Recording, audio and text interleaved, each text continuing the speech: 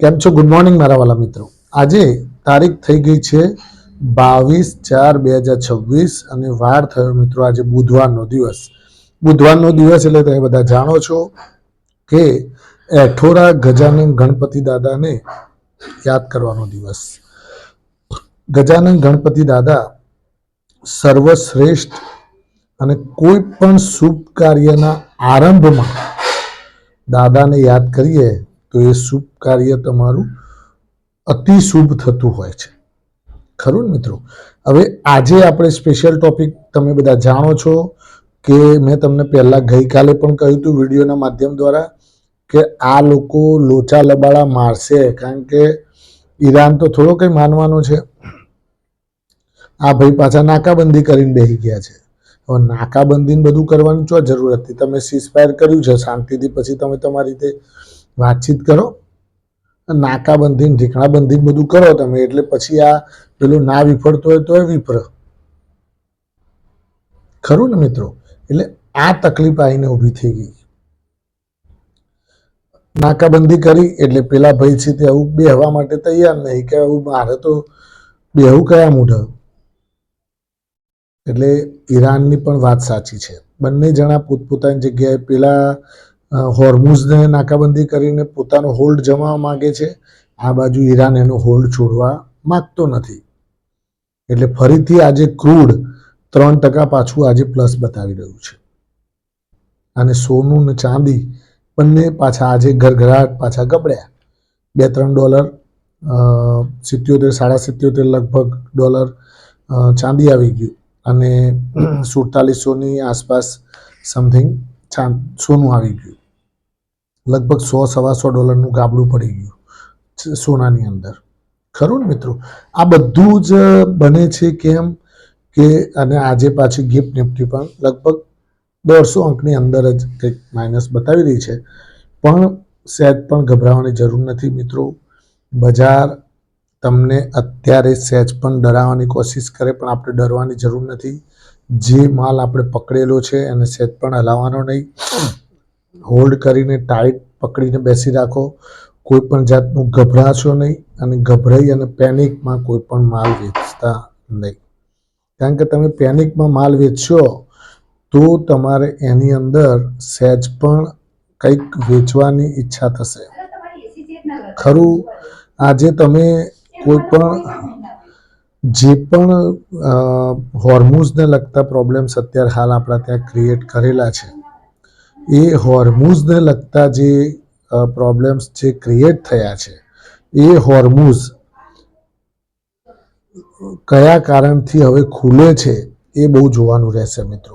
કારણ કે બધા લોકોને એક જ મદાર છે કે ક્રૂડ ઓઇલનો ભાવ નીચે આવે અને એ ક્રૂડ ઓઇલનો ભાવ નીચે આવશે એટલે ઓટોમેટિકલી ડોલર સામે રૂપિયો મજબૂત થશે. ખરું ને? અને ડોલર નીચે આવશે અને ઓટોમેટિકલી સોનું અને ચાંદી પણ ઉપર દોડશે. આ એક પદ્ધતિ છે. આ બધી જ ચર્ચાઓ કરીએ પહેલાં આપણે ફટાફટ ગઈકાલે બજાર કેવું રહ્યું એના ઉપર ફટાફટ નજર નાખી લઈએ.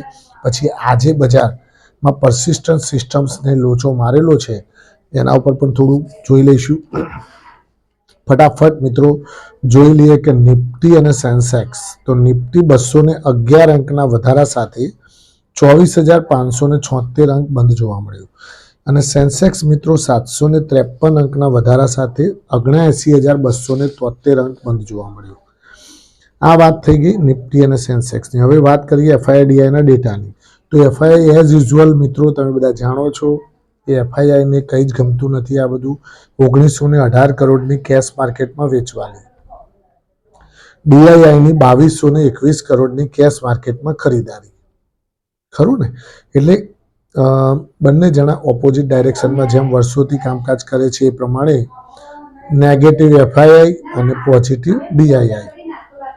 અને વધનારા શેરો અને ઘટનારા શેરો ઉપર આપણે નજર નાખીએ તો ગ્રો મિત્રો 9.1%ની તેજી બતાવે છે અને ગ્રો 9.1%ની તેજી. પછી એલિકોન એન્જિનિયરિંગ 8.3%ની તેજી, પીએનબી હાઉસિંગ ફાઇનાન્સ 8%ની તેજી, લેમન ટ્રી 7.5%ની તેજી, 5 સ્ટાર બિઝનેસ 7.4%ની તેજી, નેસ્લે ઇન્ડિયા 7.3%ની તેજી અને દીપક નાઇટ્રાઇટ 7.1%ની તેજી જોવા મળી. હવે ઘટનારા શેરો ઉપર નજર નાખીએ મિત્રો તો કેનેરા HSBC 4.5%ની મંદી, ઓલા ઇલેક્ટ્રિકલ 4.5%ની મંદી, નાટકો ફાર્મા 4%ની મંદી, એરિસ લાઈફ સાયન્સ 3.9%ની મંદી, SBI લાઈફ 3.6%ની મંદી, ઇક્લર્ક સર્વિસીસ 3.4%ની મંદી, શ્યામ મેટાલિક 3.2%ની મંદી, પોલીકેબ 3%ની મંદી. આ તેજી અને મંદીવાળા સ્ટોક્સની વાત કરીએ આપણે, ખરું ને મિત્રો. હવે વાત કરીએ તો આજના બજારમાં કેવું રહેશે. તો આજે મિત્રો બજાર એકદમ નેગેટિવ ખુલી અને થોડું રિકવર થવાની કોશિશ કરશે. અને જો દિવસ દરમિયાન કોઈ ખરાબ ન્યૂઝ ના આવે તો ઇન્ટરનલ સ્ટ્રેન્થ જે મિડ કેપ અને સ્મોલ કેપની એ થોડી ચાલુ રહેશે. અને ખાસ તો મિત્રો આજે 3 સ્ટોક્સ નેગેટિવ ઝોનમાં ખુલશે એવું દેખાઈ રહ્યું છે. કયા કયા 3 સ્ટોક મિત્રો? તો પહેલા નંબરનો સ્ટોક છે મિત્રો હિન્દુસ્તાન ઝિંક. કેમ કે ચાંદી નીચે આવે એટલે ઓટોમેટિકલી એને હિન્દુસ્તાન ઝિંક ઉપર અસર થાય. પછી પછી બીજા નંબરનું હિન્દુસ્તાન કોપર અને ત્રીજા નંબરનો મિત્રો કયો? તો વેદાંતા. આ 3 સ્ટોક્સ આજે નેગેટિવ ઝોનમાં વર્કઆઉટ ખુલશે પછી કેવી તરફ કામ કરે છે એના ઉપર જોવાનું રહેશે મિત્રો. બીજું પરસિસ્ટન્સ સિસ્ટમ એ રિઝલ્ટમાં થોડા લોચા લબાળા વાગી ગયા છે, ઓછું આવ્યું છે બજારની અપેક્ષા કરતાં અને સંતુષ્ટિ નથી, એટલે એના અંદર પણ આજે હલચલ જોવા મળી શકે છે મિત્રો. આ બધી વાત થઈ ગઈ કયા સ્ટોક્સમાં કયું જોવા મળશે. હવે મેન મિત્રો હોર્મુઝ જે મીટિંગ મંત્રણા જે બધી ચર્ચાઓ થવાની છે, ડોનાલ્ડ ટ્રમ્પ તરફથી તો મિત્રો સીઝ ફાયર લંબાવવામાં આવી ગયું પણ હજુ ઈરાને સ્વીકાર્યું નથી. ઈરાન પણ એ સ્વીકારવું જોઈએ ને, ખરું ને મિત્રો. ડોનાલ્ડ ટ્રમ્પ તો એક સમયે એનું મિત્રો સીઝ ફાયર એણે કહી દીધું કે અમે 1 અઠવાડિયાનું કે 2 અઠવાડિયાનું વધારીએ છીએ. પણ આ જે ઈરાન દ્વારા એનું કઈ રીતનું સ્ટેટમેન્ટ આવે છે એના ઉપર મેન ડિપેન્ડ કરશે. કારણ કે આટલું બધું તમે જુઓ, આટલી બધી કસમકસ, ઈરાન દ્વારા યુરેનિયમનો કોઈ એક મુદ્દો છે, પરમાણુ પરીક્ષણનો એક મુદ્દો છે, હોર્મુઝનો એક મુદ્દો છે, એને થયેલા નુકસાનને એક રિકવર કરવાનો મુદ્દો છે યુદ્ધ દ્વારા. આ બધા મુદ્દાઓ શું કવર થશે કે નહીં થાય, આ એક મોટો મુદ્દો છે. મને તો સંતુષ્ટિ લાગતી નથી. તમને શું લાગે છે એ તમે કોમેન્ટ કરીને જણાવજો. કારણ કે ઈરાન અને અમેરિકામાં વચોટિયો માણસ જો વચ્ચેથી કંઈક વચગાળાનો રસ્તો કાઢી અને બંનેને સમજાવે તો જ આ શક્ય બની શકે એવું છે. બાકી આ શક્ય બની શકે એવું લાગતું નથી, ખરું ને મિત્રો. કંઈક ના કંઈક અસમંજસતા છે, કંઈક ના કંઈક તકલીફો તો છે જ. એ તકલીફોના કારણે અત્યારે તમે જુઓ કે બજારો પણ ક્યાં અસમંજસ અને ડામાડોળ રહેતા હોય છે. રાત્રે જ ગઈકાલે હોર્મુઝની વાત આવી, તરત જ ગઈકાલે જ નિફ્ટી માઇનસ થઈ ગઈ હતી 200 પોઈન્ટ રાત્રે જ. અને પછી આજ સવારે જ રિકવર થતાં 130, 135, 140 અત્યારે બતાવી રહી છે. ખુલ્યા પછી એક અંદાજ આવશે.